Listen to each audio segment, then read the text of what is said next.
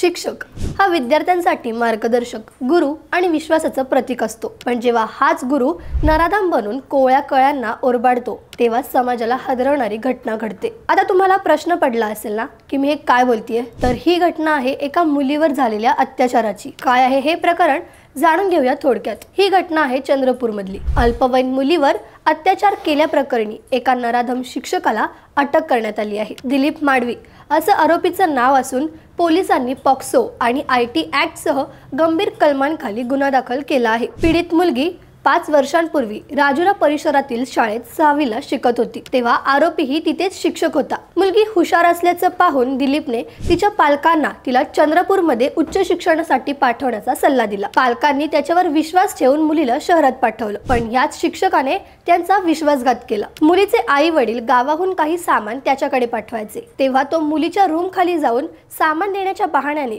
तिला गाडीत बसवायचा आणि तिचं शोषण करायचा। बदनामीच्या भीतीने मुलगी गप्प राहिली, पण 20 नोव्हेंबरला तिच्या वडिलांच्या मोबाईलवर चुकून काही स्क्रीनशॉट आणि चॅटिंग पोहोचलं आणि शिक्षकाचं सत्य उघडकीस आलं। त्यानंतर मुलीने सर्व कबूल केल्यानंतर तात्काळ तक्रार दाखल करण्यात आली। तक्रार दाखल केल्यावर शिक्षकाच्या अजून धक्कादायक गोष्टी समोर आल्या। त्याची घुगुस केंद्रात बदली झाल्यानंतर तिथेही त्याने मुलींना बॅड टच केल्याच्या तक्रारी समोर आल्या आहेत। या प्रकरणी पोलीस कारवाई करतीलच, पण या घटनेमुळे अजूनच गंभीर प्रश्न उभे राहिले आहेत। घुगुस केंद्रात तक्रार असतानाही या शिक्षकावर वेळीच कारवाई का झाली नाही? पालकांनी ठेवलेला विश्वास किती सुरक्षित आहे आणि अल्पवयीन मुलींसाठी शिक्षण संस्थांमधलं वातावरण तरी सुरक्षित आहे का? यावर तुमचं मत काय आहे हे आम्हाला कमेंट्समध्ये नक्की सांगा आणि अशाच बातम्यांसाठी थोडक्यातला फॉलो करा।